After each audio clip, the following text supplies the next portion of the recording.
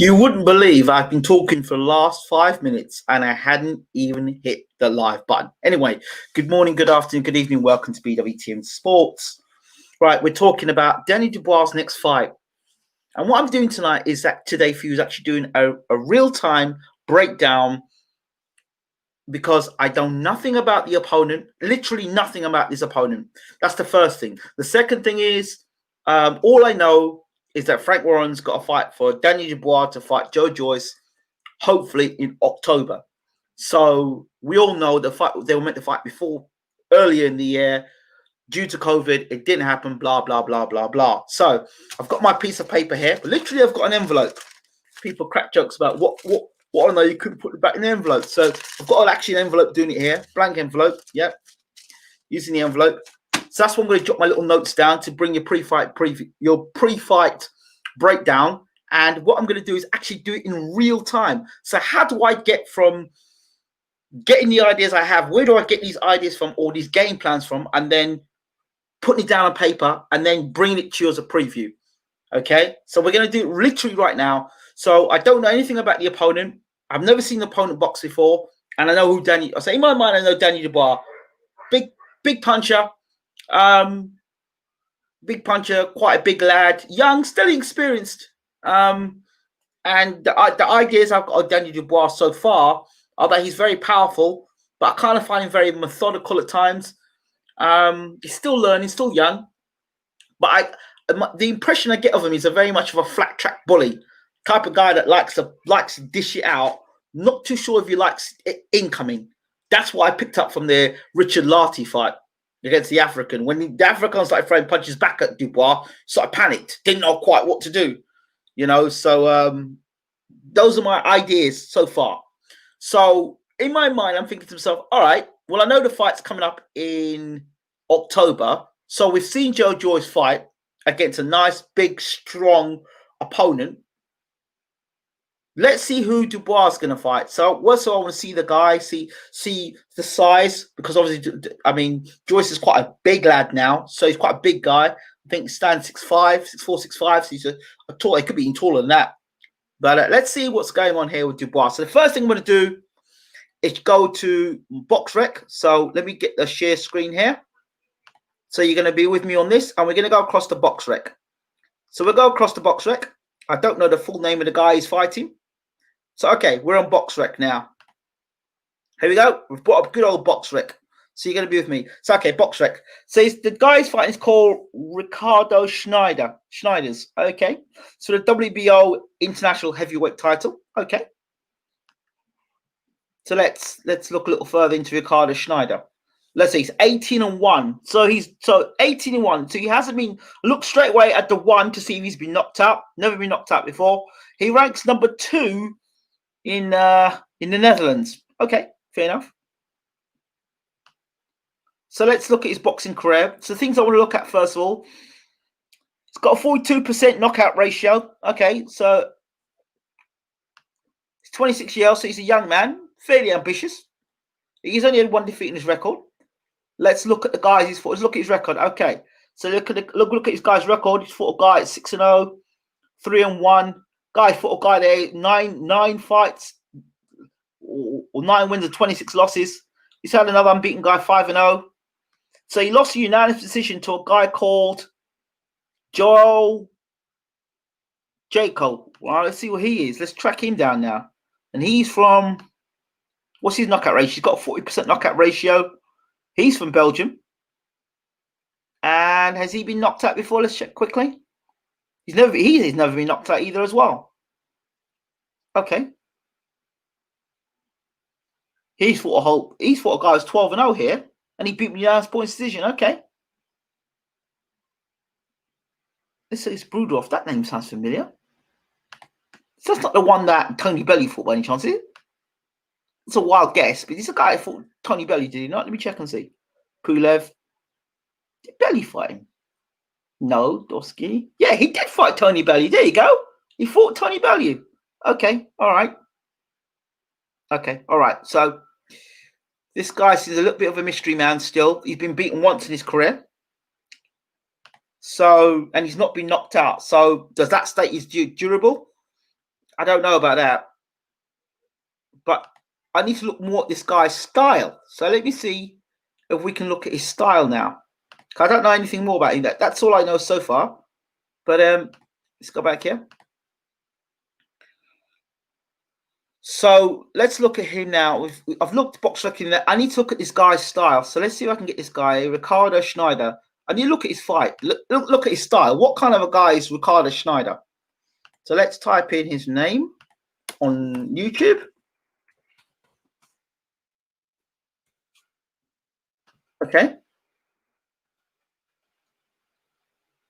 Okay.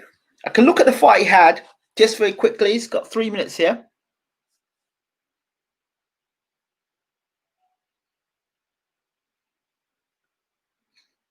I'll look at Ricardo Snijders. I just want to see him for like a quick clip of him. Let's see if I can get Ricardo Snijders up here. Do you want to get? I want an idea what this guy's like. Let me try and get the mute the sound on this. Let's have a look at this guy now and how he fights. Let's look at him. It's a bit of tape of him. Let's get there. Stop share screen. Let's get share screen again. Let's have a look at this guy with fight. Let's look at his style. Okay.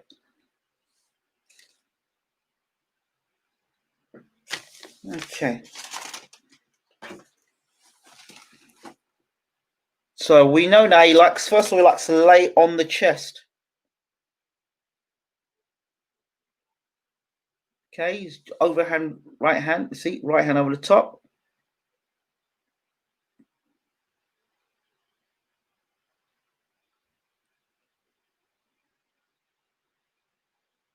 Got decent hand speed. Doesn't mind having a fight.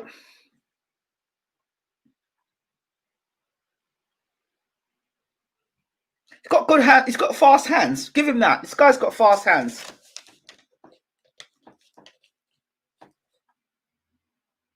And he likes to fight on the inside. So he likes to bring pressure. He likes to come close, tuck his hands up.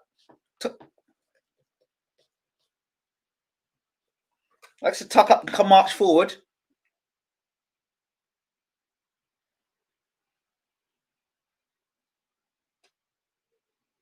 So he can fight at pace. Does like to do body work. If you look at little clips there, when he's coming in, he doesn't pay attention to defense.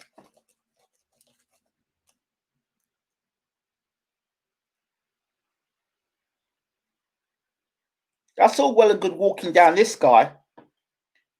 This guy's got, I think he's got a 40% knockout ratio. So he's not this guy's not a big puncher.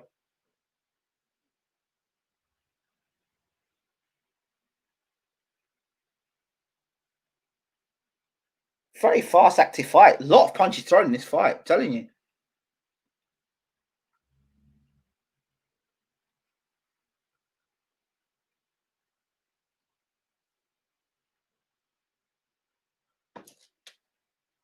Okay.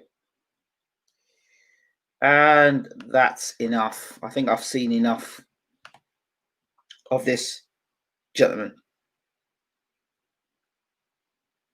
I think I've seen quite enough of this gentleman. So, I've seen enough. So,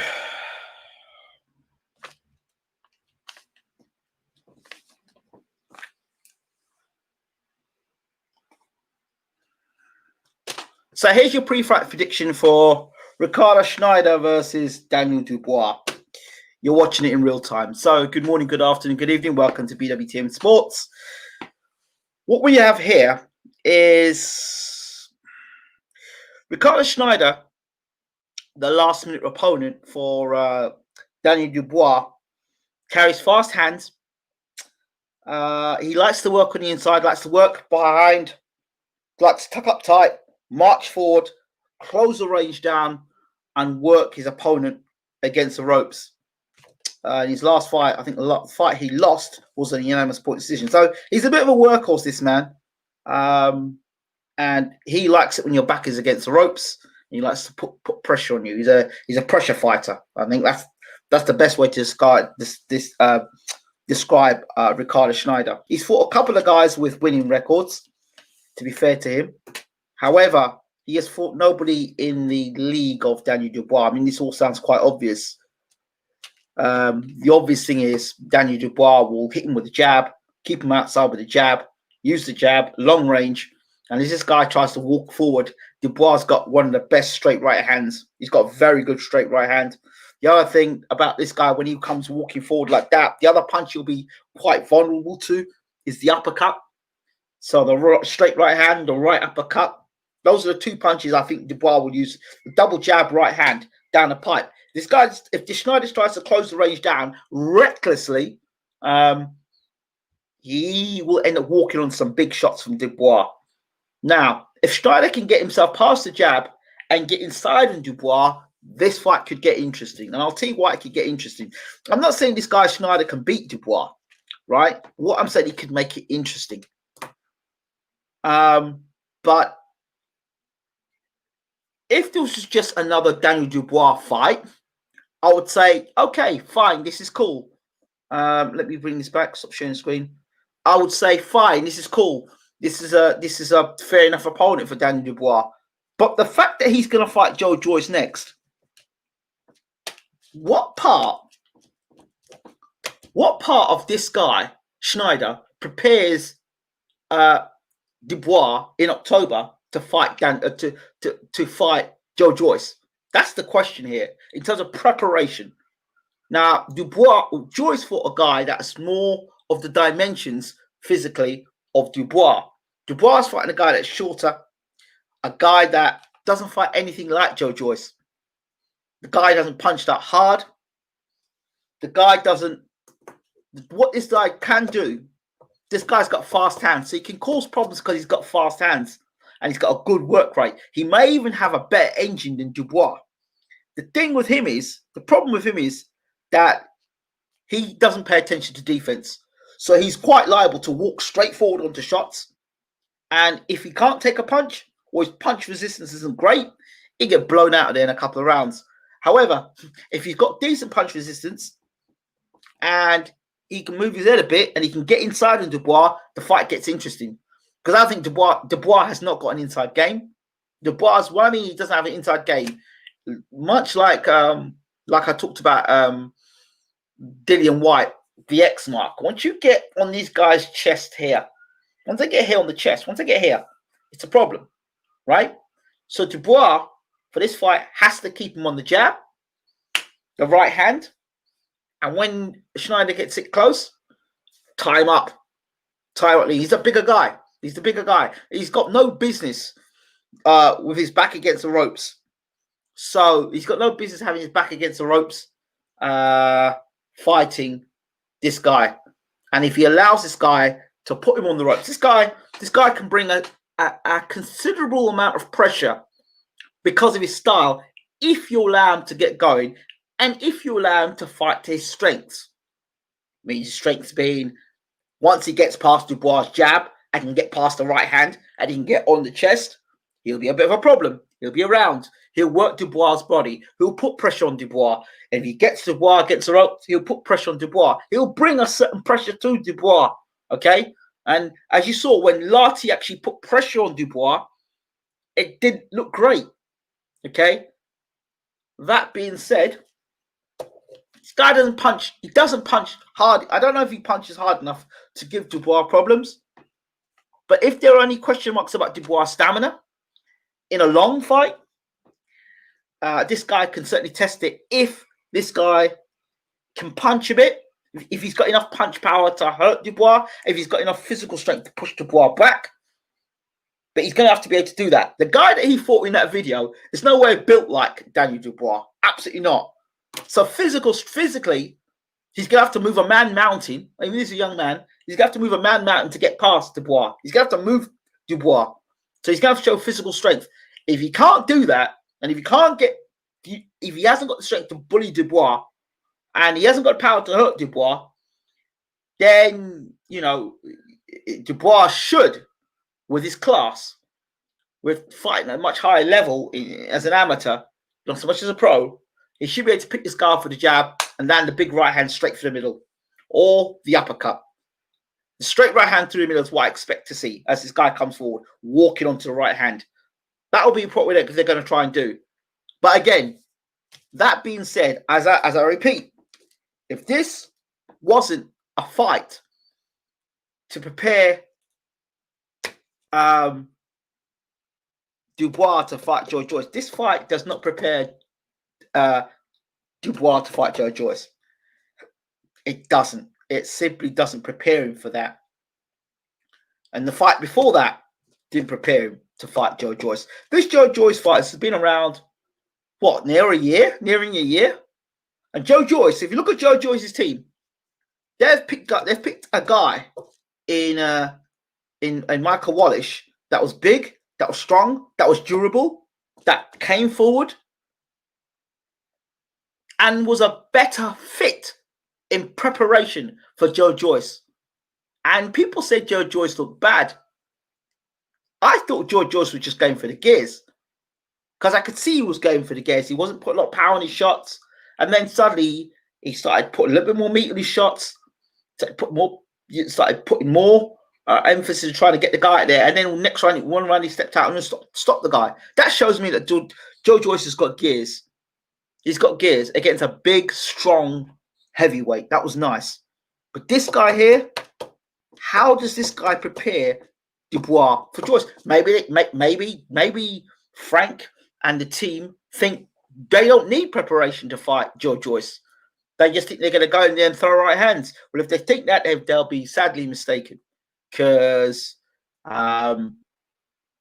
Joyce is going to come to throw punches, and Joyce is experienced, far more experienced than Dubois. And these type of fights don't help the development of Daniel Dubois. I'm sorry. And while I'm at it, I do want to mention this point. If Dubois struggles in this fight and he doesn't blow out Snijders in a couple of rounds, and he gets beat by Joyce, it could be a hard, painful comeback, because Dubois has got a lot of pressure on his shoulders, particularly now after what his promoter's been saying recently in the press about how he'd like to fight Dillian Whyte, and he put Dillian Whyte in the ring with Dubois. Dubois, to be fair, White's fought at a much higher level than Daniel Dubois. Daniel Dubois so far is very much unproven. He's knocked over guys he's meant to knock over, and that's been it. He's knocked guys over. He hasn't had a step-up fight. He hasn't fought, if you look at Joyce's record, he's fought guys like Jennings and Stavern, former world champion Stavern, Brian Jennings, former world title challenger. He's been in tough fights.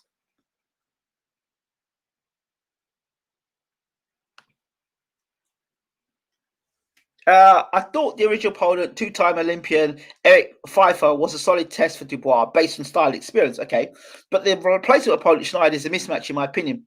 Yes. It's a mismatch, of course. It's a mismatch if Daniel Dubois does the things he's meant to do, right? Keep him at the end of the jab, use the right hand, bring the uppercut in. That part there, I agree with you. But if Mr. Snijders comes along and gets past Dubois' jab, now this guy's got a faster hand to Dubois. So this guy may cause Dubois some problems if, and I say if again, if he gets past the jab and the right hand and he can get on Dubois' chest, he will cause Dubois some problems. Yes, Mr. Boxing Today, shout out to you. So if he can get past the jab and the right hand, because he has fast hands, and the punches he does throw, he likes to throw the looping overhand right. I did notice in that video that he seemed to walk forward like this and get his head. Dubois should be rocking that head back with a jab. The head should be going back with a jab, and the right hand should be following straight through, and should be good night.